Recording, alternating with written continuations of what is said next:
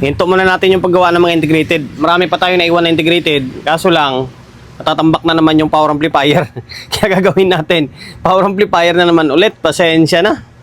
Okay, ito. Lexus na LA-18. Ano, Lexus Audio na LA-18 na model. Ang bigat ng klase ng napakabigat ng amplifier na to. Okay, ang issue nito, kaya dinila rito sa atin, sabi ni Bossing ay may pumutok. May pumutok daw and then pinalitan na niya kaso wala daw power. Okay, shoutout muna sa may-ari nito na taga Pasig. Pinagbuhatan Pasig. Maraming salamat Bossing sa pagkakatiwala mo ng unit mo rito sa akin Naway magagawa natin. Alam niyo naman Lexus ito. Okay, bali ito, yung pinalitan nyo, rektahan na lang agad tayo, kaya tinanggal ko na yung takip Kung makita nyo, grabe yung transformer niya, hindi pa naka-zoom yan Bali, hiwalay ko na lang yung review content natin dito. Ayan, ito, pinadala niya rin yung capacitor. Na-stack daw to ng mga month, tapos pag undo niya, bigla daw may pumutok. Ito na yung nakita nyo. Value nito ay 35 by 1,000. Okay, 35 by 1,000 UF. Ngayon, pinalitan na niya Ayan yung matangkad na yan. Pero same value lang yan. Kaso, wala pa rin daw siya power. Ngayon, testing natin. Natin kung anong magiging labasan yan. Okay, on natin. Nawalan nga ng power. Nawala yung indicator dito. Nawala nga yung indicator. Nawalan yung indicator. Okay. SMD pala ito. SMD rin pala itong Lexus na to And then okay. Parang series lang din. Ngayon, nawala ng power yan. Mag-focus tayo sa kung saan yung pumutok. And then dalawang channel pa talaga yung nawala ng power. Dalawang channel. Ito malamang sa power supply ito. Nasa power supply ito. Okay, ang gagawin natin dito, baklasin muna natin itong power supply. Focus muna tayo dito sa may power supply, saka na lang to tayo dumako dito. Okay, baklasin natin yan para hanap natin kung bakit nawalan siya ng display dito ng active Dapat meron siyang active Wala na talaga kahit yung anong ilaw walang lumabas kahit yung protect niya Pero gumagana yung fan. Okay, baklasin natin yung power supply muna. Mabilis ang video. Sana magawa natin. Baklas na natin yung power supply niya. Medyo mahirap. Medyo mahirap din baklasin. Tungda ang ginamit dito. Pero original na tungda to May siya yung katulad ng parang kaon lang kahawig lang din ng 737 yung kapasitor niya. Tungda rin sa 737 Wala akong tungda Hindi naman kung saan na yung Paisan bang tungda sa may 737. Pero orig to. Solid yung laman. Ngayon, ito yung pinalitan ni Bossing Ito. Matangkad na to. Tapos, yung stock value niyan ay ito.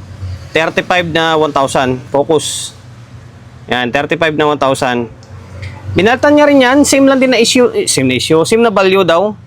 Kaso, nawala ng power. Ngayon, dahil nawalan ng power yan, magbabaybay ka muna. Ang supply niyan, galing siya dito. Yan, supply niyan, galing dito. Sasalpak siya dito. Ngayon, babaybayin mo yan ngayon. Babaybayin mo yan, papunta dyan. Kung may pumasok na kuryente. Or supply, di ba? Kasi, yan yung maglalatag ng supply papunta sa may tone control. And then sa may relay section. Ngayon, yung kulay dilaw na to, fuse yan. Fuse yan. Kasi sa iba, nakalagay dyan mga 10 ohms, 5 ohms, fusible na resistor yan. Itong dilaw na to. Tapos meron pang dalawa sa loob. Okay, ngayon, sukatan natin yan. Kapag open yan, ibig sabihin, sira. Pwede palitan ng kung lang yan. Kahit mga 10 ohms na nilagay mo dyan, 5 ohms, pwede yan Kasi halos fusible lang naman yan. Okay? Ngayon, dito, sukatin muna natin to bago goods dito. Yan shorted line dating niya Tapos itong pangalawa sa loob. Okay, open dito. Yan, open. Tapos itong pangalawa sa pinakaloob, open din oh.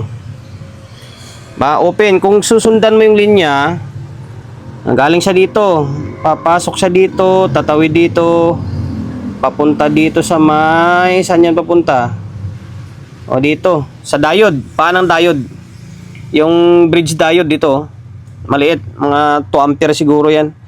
Tapos yung isa naman, isang side, papunta dito, masok siya dito, dito, okay, sa may kabilang side ng, dito, sa AC ng, sa AC ng diode.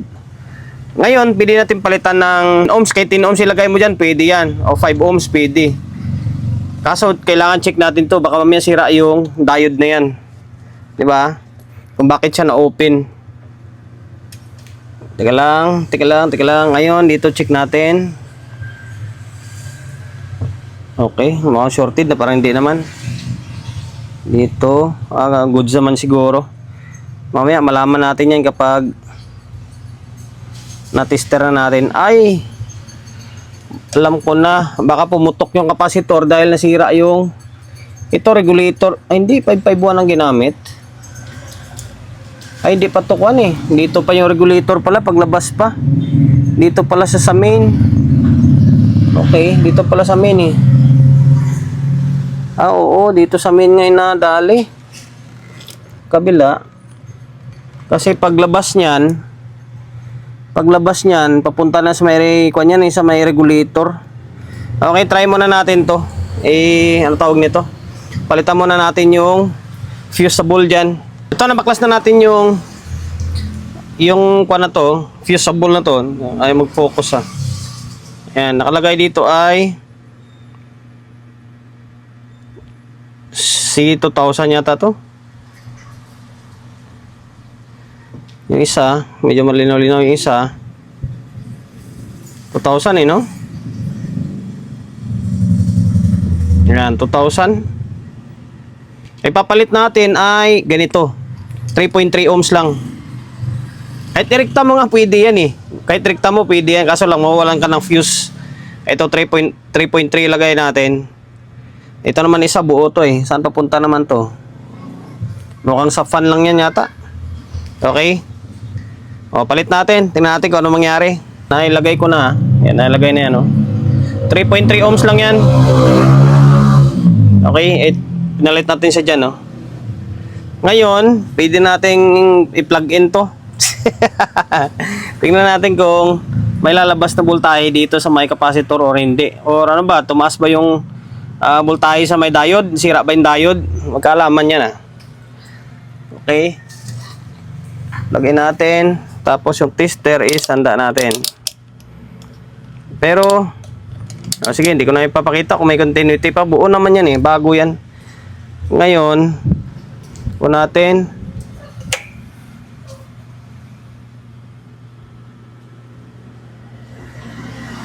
normal naman.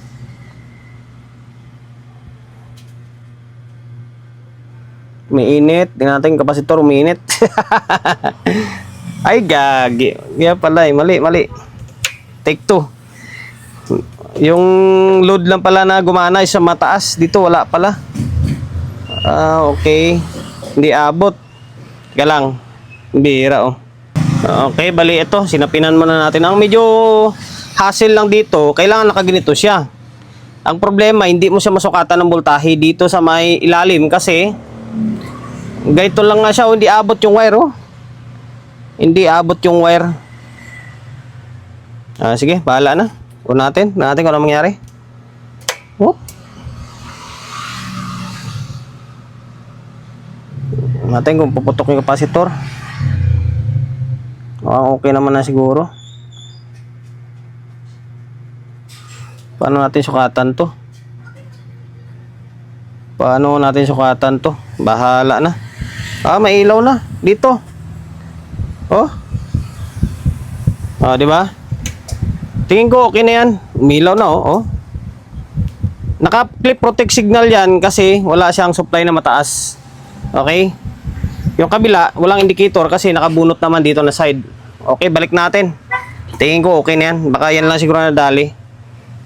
Balik na natin yung power supply. Yan, nakatornilyo na yan. Binalik natin yung mga nabunot na kable. Diba dito sa may main ng supply ng amplifier stage nya. Okay, ngayon kinakabahan ako Mamaya sumabog Okay, bahala ka dyan. Mukhang okay na. Sana bumaba yung protect. Okay, bumaba yung protect. Bumaba natin, baka may pumutok dito. Obserbahan natin kung init o hindi. Hindi naman. Lagyan ko ng sealant yan kasi medyo mauga. Tingnan ko nga may bias nito. Ngayon lang ako makapag-troubleshoot ng itong klaseng unit Buti yun lang. Hindi lang nadali ni bossing. Kunting-kunti na lang sana madadali niya Ang importante lang talaga guys, marunong kayong magbaybay ng linya, saan galing, saan napunta. Di ba? Okay. Dito. Parang naka zero bias to Zero bias nga.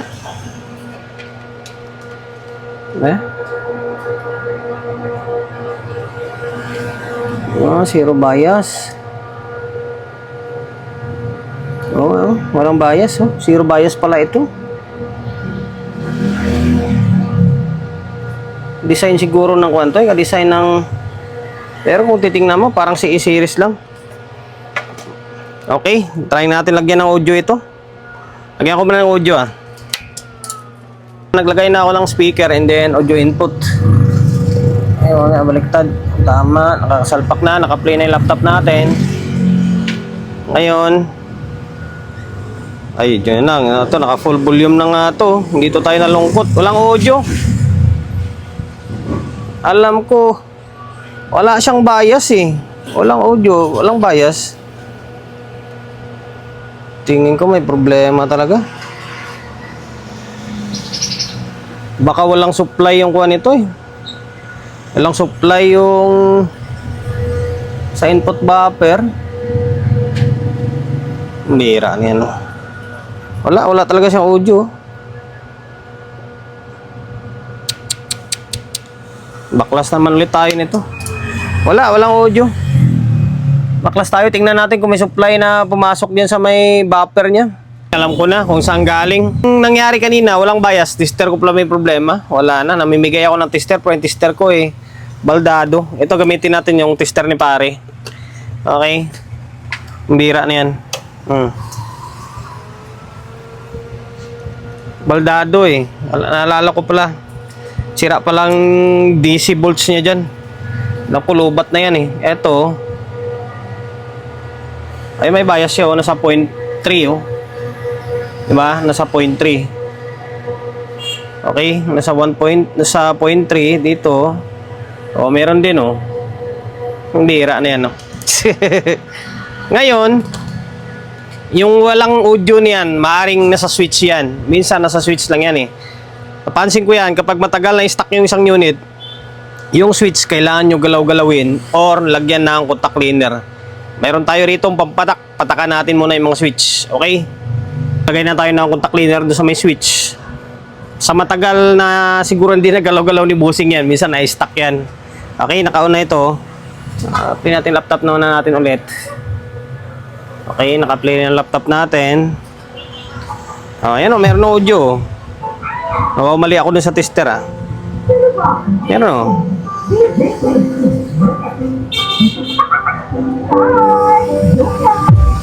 Kaso meron ako napansin dito, yung control may problema. Pansinin nyo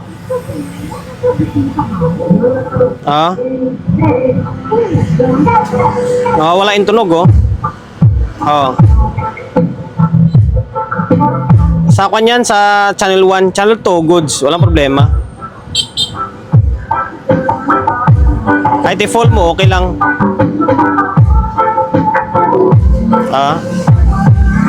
Okay, dito may problema.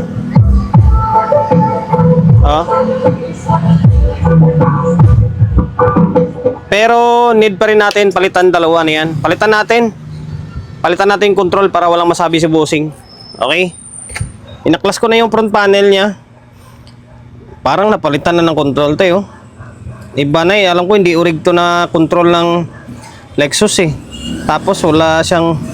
Okay lang naman na walang groove. Pero alam ko parang napalitan na talaga oh. Parang ordinary na ito. Hindi na yung stock niya na hinang. Okay, palitan natin. Okay, bali, ito na. Naibalik. Or napalitan ko na yung control niya. Yan, ito yung ginagamit natin sa mga control natin na pang power amp na pinagpapalitan natin ng mga control. Okay, yan. Wala ring groove to. Pero, kwanto? Yung masasabi mo na ring pang power amp talaga. Kasi nabili din natin to sa may Broadway mismo. Tapos ang pinalit dito, halatang ordinary lang na 5K to. Yung nabibili lang na ordinary dun sa Quiapo na 5K, 10K. Ordinary lang ito eh. Ganitong itsura. Okay, nakabit na natin yan. Balik natin, tapos testing ulit tayo. Balik ko na yung front panel niya. Para lang nagbago. Ngayon, on natin. Para matapos na yung vlog natin ah. Laptop natin gumagana. Okay. Full volume natin. Wala na. Okay na oh. Normal na. Kanina kapag pinipihit mo, pagdating dito sa mga 3 o'clock, nawawala na yung tunog eh. Ngayon, okay na oh. Okay. Channel 2. Alright. Tama lang ginawa natin na pinalitan natin parehas kasi hindi naman to, di rin naman urig ito, masisira rin yan. Okay, hanggang dito na lang. Sana nakapagbigay ideya ulit ako kahit sa ganito kasimpleng sira lang, di ba? Lexus Audio LA-18 na walang power, may pumutok and then wala ng power. Ayun lang. Okay, dahil umabot ka sa part ng video natin na ito at kung hindi ka pa nakapag-subscribe, baka naman paki-subscribe ng YouTube channel natin. And then, pinutin mo yung all. Pinutin mo yung bell button. Tapos, all. And then, kapag napindot mo na yan, manonotified ka kapag meron akong upload na video. Nag-upload ako ng video 1 beses, 2 beses kada araw. Okay? Maraming salamat.